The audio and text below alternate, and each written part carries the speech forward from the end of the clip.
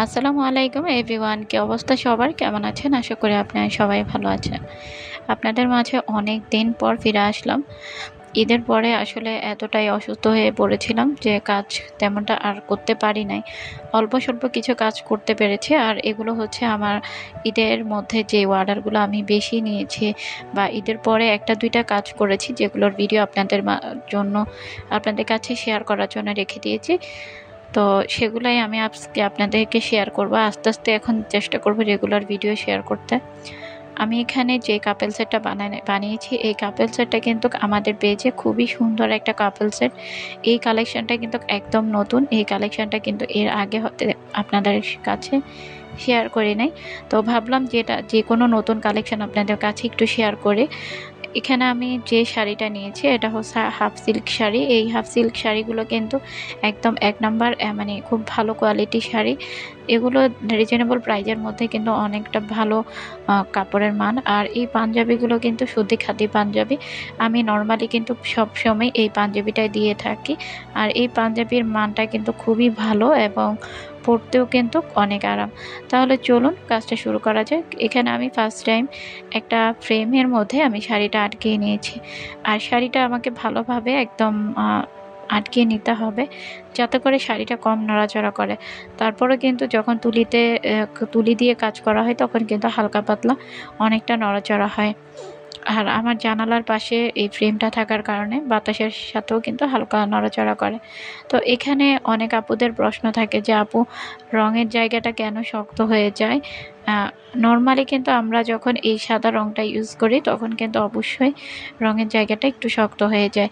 আর এই সাদা রংটা সফট রাখার একটাই উপায়, সাদা রংটা কিন্তু এনকে দিয়ে একদম পাতলা করে তারপর ইউজ করবেন। বেশি ঘন ইউজ করতে গেলে কিন্তু আপনার রঙের মানে কাপড়ের মধ্যে যখন রংটা দিবেন তখন কিন্তু সেটা একটু শক্ত হয়ে যাবে। তো আমি যখনই কিন্তু এই হোয়াইট কালারটা ইউজ করি তখন কিন্তু এনকে দিয়ে সেটা একটু পাতলা করে তারপর ইউজ করে থাকি। এতে করে দেখা যাচ্ছে কি রঙের মানে ফুলের জায়গাটা কিন্তু অতটা শক্ত হয় না, মোটামুটি অনেকটা সফট থাকে। যেটা আমি ১ম এ ভিডিওতে আপনাদেরকে শেয়ার করেছি ভিডিওর শুরুতে যে আমার শাড়িটা মোটামুটি কতটা সফট ছিল। এরপর আমি এখানে ফার্স্ট টাইম আঁচলের কাজটা করে নিয়েছি। আমি এখানে অনেকগুলো মানে এক জায়গায় অনেকগুলো ফুল দিয়ে তারপর ছড়ানো ছিটানো কিছু ঢাল দিয়ে দিচ্ছি। আর এই শাড়িটা কিন্তু খুবই সুন্দর একটা শাড়ি। এই শাড়িটার কাপল সেটটার দামটাও কিন্তু রিজনেবল ছিল। তো আপনারা যদি এই ধরনের কালেকশনগুলো আমাদের কাছ থেকে নিতে চান, আমাদের ফেসবুক পেজে যোগাযোগ করতে পারেন। আর যাদের ফেসবুক পেজ নাই তাদেরকে আমি ইমো নাম্বারটাও শেয়ার করে দিব। আর যারা আমার থেকে এই ধরনের কালেকশন মানে ভিডিও দেখতে চান, ওরা কিন্তু চাইলে আমাদের টিকটক অ্যাকাউন্ট আছে। মুন @মুন411 দিয়ে সার্চ দিলে কিন্তু আমাদের আইডিটা পেয়ে যাবেন। আর এখানে এই কাজটা আমি যখন করছিলাম তখন কিন্তু এই রংটা কিন্তু একদম পিঙ্ক কালার ছিল, যে শুকানোর পরে কিন্তু সেটা আরও ডার্ক হয়ে গেছে, যার কারণে কিন্তু দেখতেও অনেক সুন্দর লাগছে। আমি কিন্তু দেখা যাচ্ছে এই ধরনের কাজের ভিডিও হালকা পাতলা যদিও শেয়ার করে থাকি, কিন্তু ফুল একটা শাড়ি কিভাবে তৈরি করি এটার ভিডিও কিন্তু আপনারা যদি চান আমি সামনে আরও বেশি ভিডিও শেয়ার করব। আর আপনাদের কেমন ধরনের মানে ভিডিও চান সেটা কিন্তু চাইলে আমাদেরকে জানাতে পারেন, আমরা সেই অনুযায়ী ভিডিওগুলো শেয়ার করব। এখানে আমি যে সাইজের তুলি দিয়ে আমি ফুলটা এঁকেছি সেটা হচ্ছে কি ৩ নাম্বার সাইজের একটা তুলি ছিল, সেটা দিয়ে আমি ফুলগুলো এঁকেছি।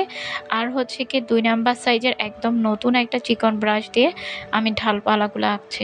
ঢালগুলো কিন্তু একদম চিকন তুলি দিয়ে আঁকা ট্রাই করবেন। আর সবচেয়ে বেশি ভালো হয় যদি আপনার তুলিটা একদম নতুন থাকে। নতুন তুলি দিয়ে যখন আমরা পেইন্ট করি তখন কিন্তু শেপটা কিন্তু অনেক সুন্দর আসে। আর এই শেপের কারণে কিন্তু আমাদের প্রতিটা ফুলের সাইজ এবং কি সবকিছুই সুন্দর আসে। আমি এখানে আঁচলের কাজটা ফার্স্ট টাইম একদম ভালোভাবে সেরে নিচ্ছে। আর এই আঁচলের কাজটাই কিন্তু করতে বেশি ভেজাল ছিল, কারণ এইখানে অনেক ঘন ফুল ছিল এবং এই ফুলের কাজগুলো অনেক বেশি ছিল। আর এখানে আমি যে ঢালের কালারটা ইউজ করেছি সেটা হচ্ছে কি একদম খয়েরি কালার।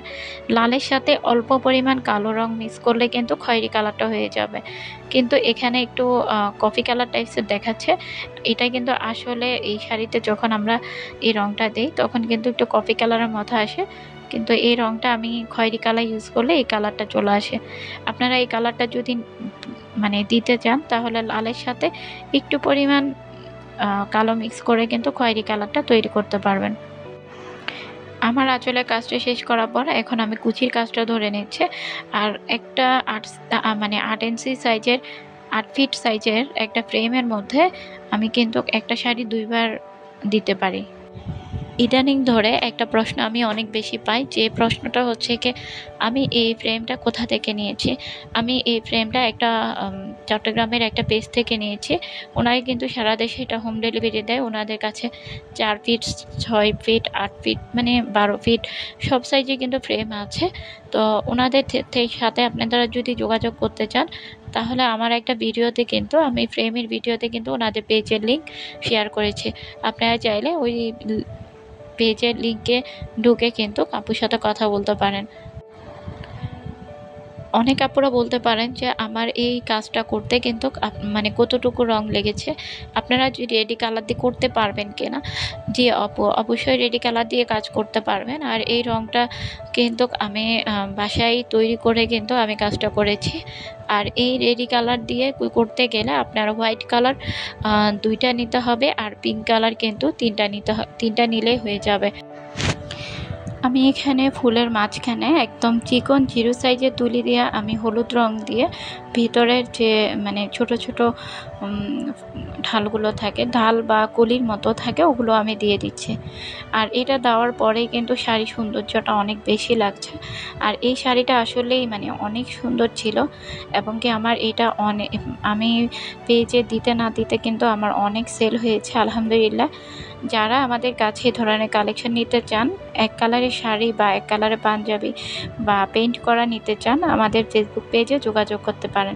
আপনাদের জন্য কিন্তু আরও একটা নিউজ, যেটা হচ্ছে কি আমরা অল্প পরিসরে কিন্তু রং, কেমিক্যাল, তুলি কিন্তু সেল করে থাকি। যারা একদম নতুন তারা কিন্তু অল্প পরিসরে যে তুলি, রং এগুলো নিতে চাচ্ছেন বিশ্বস্তভাবে আমাদের পেজ থেকে কিন্তু নিতে পারবেন।